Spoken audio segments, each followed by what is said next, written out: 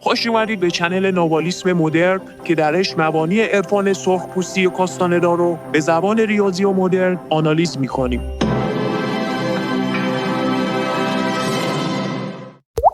بچه‌ها برای هوشدار شناختن یک مسیر ما خیلی باید متمرکز باشیم. از مشاوره‌های موجودات ارگانیک و غیر ارگانیک میتونیم بهره بگیریم که حالا باز من نمیخوام وارد مقوله دقیق مشاوران بشم. والدین خودشون مشاورن، همسر مشاور، یک کودک، یک فرزند میتواند مشاور باشد. گاهی اوقات شما از یک کودک یه چیزی میشنوید که اصلا به مخیلتون هم نمیتونست بگنجه که مثلا چون این حقیقتی رو از جایی دریافت بکنید. سالکانی داریم که از درختان خاصی مشاوره میگیرن، چون درختان هم مشاوره میدن دیگه. راهنمودهای خیلی پایه‌ای دارن بچه‌ها. حالا اگر رویابی نباشید من فعلا نمیتونم وارد مقوله‌اش بشم، چون اینا بحثش تخصصیه.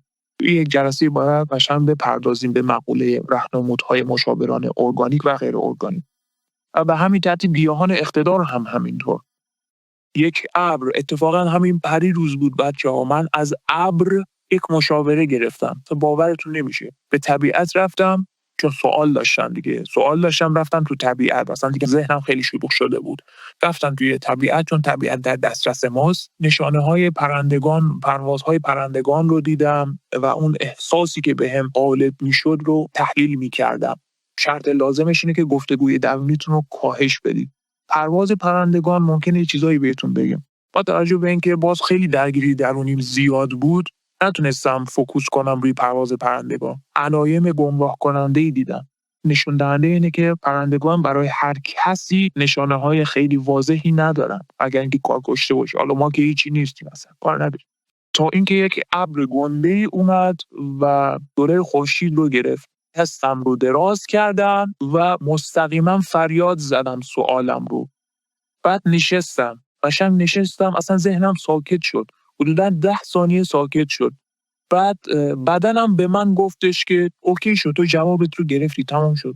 میتونی بری اون کار رو انجام بدی. و من فهمیدم که اون کار رو باید انجام بدم و البته نیازمند یه صبری هم بود. گفتش که تو باید انقدر صبر کنی. مثلا خودش اومد و مسیر هوش یه چیز تجریدی خود به خود حادث میشه. یه چیز فیزیکی نیست که مثلا بگی برم سوپرمارکت یه پاکت دوغ بخرم، این دوغ رو انتخاب کنم، اون دوغ نیست. خود به خود قرار میگیری. تو فقط کافی که متمرکز باشی، منتها از یک سری قدرت‌هایی باید استفاده کنی.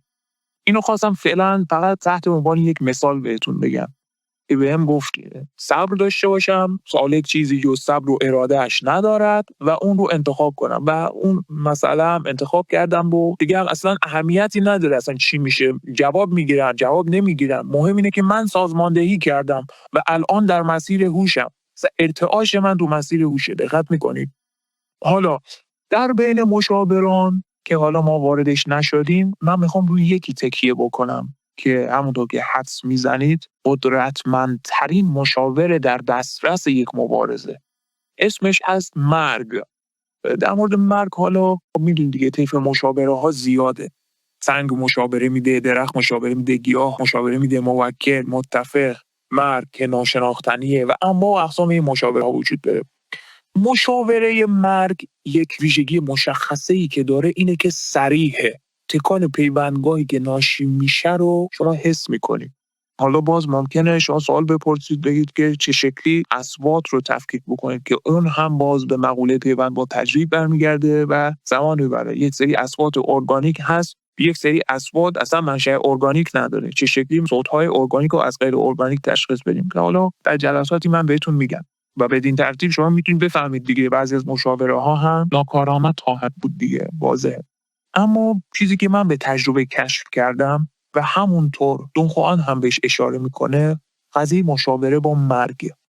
راهنمودهای مرگ قطعا جواب میده براتون بچه‌ها. واسه همینه که دارم متمرکز رو این میشم. اینو میخوام قشنگ بهتون بگم.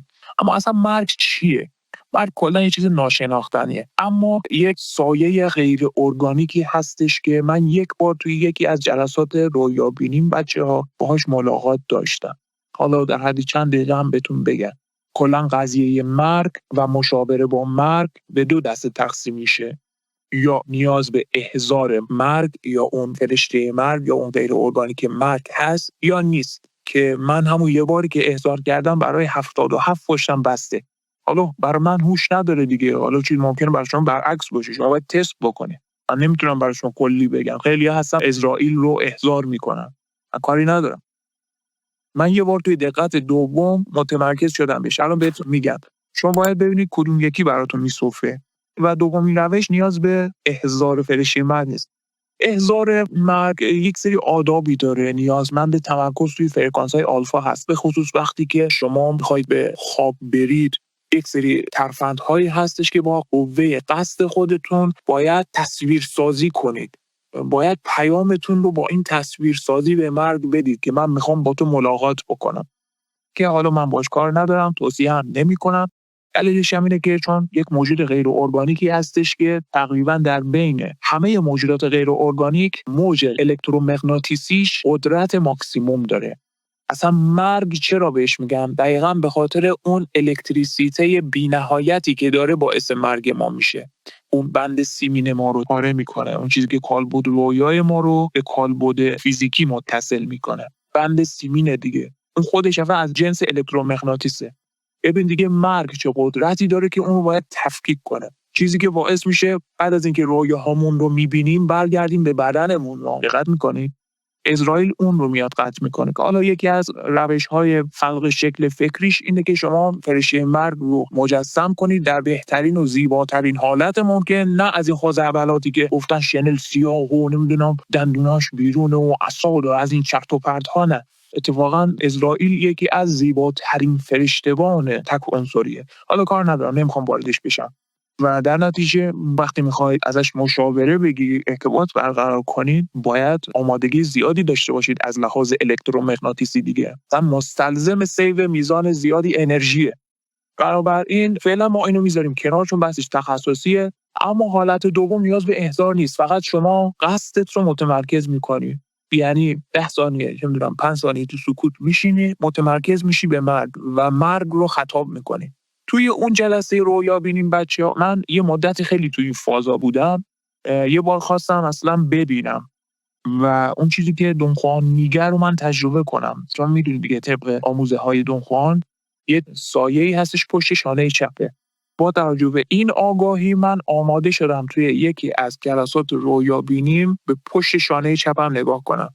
به محض اینکه یه بار هوشیار شدم، فقط یه جلسه بود، من پشت شونه چپم رو نگاه کردم، دیدم یک سایه ژل مانند لخته‌ای که مثل ژله میمونه ولی در واقع متغیر شیپش، شکلش متغیر بود. یه چیز سایه مانندیه که گوشه هاش تیزه، از هر جهت تیزه. اون لحظه کلمه‌ای که موکل به ذهن من متبادر کرد برعکس پنیر بود. حالا من نمیدونم شما چطوری میخواید برعکس پنیر رو تصور کنید، یه جوری ویژوالایز بکنید دیگه. نمیدونم یه همچین چیزی به اندازه کف دست بچه‌ها، یک چیز سه‌بعدی بیشکل پشت شونه چپ همه ماها هست، همین الان هست، شک نکنید. منتها گاهی اوقات این جدا میشه، در فرکانس‌های مختلف امواج مغزیتون حرکت‌های مختلفی انجام میده. حتی یکی از سالکان به ما گزارش کرد که مرگ ما جلومون میرقصه گاهی اوقات. شما نمیبینیش، فقط توی مواردی که متمرکز بر یک سری مطالب علمی هستی، مقاله علمی داری میخونی، درس داری میخونی، کتاب داری میخونی، مغزت میره توی امواج گاما دیگه. در این حالتهای ارتعاش کالبد انرژی مرگ شما از پشت شونه چپتون جدا میشه، میره دور و برتون میپلکه، از اندامی میکنه و ممکنه بارها شده باشه شما سایه‌هایی در اطرافتون درک بکنید. گاهی از اوقات دقیقاً اون مرگ شماست که کارلوس هم در یکی از اسفار اقتدارش با دون خوان متوجه یک چنین سایه‌های بیشکلی میشه دیگه، که دون خوان بهش میگه این مرگ توست و این داستانا. از این مرگ هست. این رو شما باید قبل از هر چیز و قبل از مشاوره با مرگ بدونید که مرگ شما حاضره، میشنوه صداتو، فقط کافیه متمرکز بشی بهش. بنابراین قصه نیست، مشاوره با مرگ به هیچ وجه یک استعاره نیست، یک عمل واقعیه. همین الان که من در موردش دارم میگم شیشتان داره گوش میده. به هر حال شما تنها تکنیکی هم که میتونید به کار بگیرید برای جلب توجه مرگ همون تمرکزه. شما متمرکز میشید و مرگ رو فراخوانی میکنید. این نکته هم بهتون بگم که یادم میاد توی اون جلسه رویابینی به محض اینکه نگاه کردم متوجه شدم، رومو برگردوندم، فهمیدم که این دقیقا مرگمه. برگشتم دقت رویابینیم رو متمرکز کردم به این سایه که بفهمم این چیه. در اولوهوش 1 تا 2 ثانیه از شدت ترس پریدم بچه‌ها. اصلا نفهمیدم چه شکلی شد ترسیدم.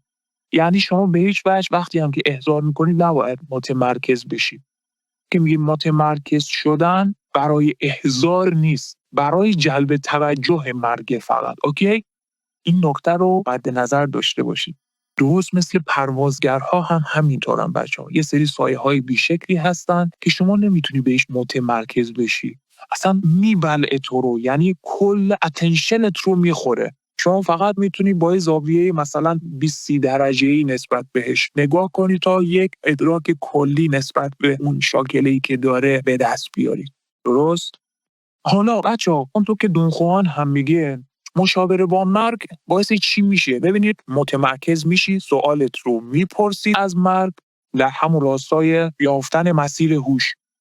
2 تا حالت داره، یا کلا بپرسید از مرگ که آقا این مسیر هوش داره، یا اینکه اون 3 تا سوال رو هر کدوم رو از مرگ بپرسید، یا اینکه نه کلا توی زندگیتون با یک سری پرسش‌های مطرحید. هر بار میتونید مرگ رو خطاب قرار بدید و باهاش ارتباط بگیرید. مرگ اصلا خیلی سخاوتمنده بچه‌ها، برعکس اون چیزی که برای ما تعریف کردم. هر بار میتونید بپرسید و از مرگ به عنوان مشاور استفاده کنید. کافیه که همون تمرکز رو انجام بدید و بهتون میگه، اصلا جوابتون رو درونی بهتون القا میکنه. تکنیکش همون تمرکزه. اصلا یکی از دلایلی که مرگ مشاوره‌هاش قدرتمنده، راهنمودهاش خیلی قویه، اینه که تو اون لحظه‌ای که شما متمرکز بهش میشید پیوندگاهتون تکون میخوره. همین دیگه میگن مرگ صریح و بی‌پرده است. اوکی دیگه، این دلیلش همینه. جوابت رو مستقیم میذاره کف دستت. شنیدید دیگه، اوشو میگه مهم نیست بعد از مرگ زندگی میکنیم یا نه، بلکه مهم اینه که قبل از مرگ زندگی کردی یا نه. این در واقع همینو داره اشاره میکنه که از مرگت استفاده کنی که در مسیر هوش باشی. در واقع خیلی جالبه ها. اوشو هم داره به نوعی به همین قضیه اشاره میکنه. مرگ اصلا مشاوری هستش که نظیر نداره. در لحظات بحرانی حواس ما رو جمع میکنه.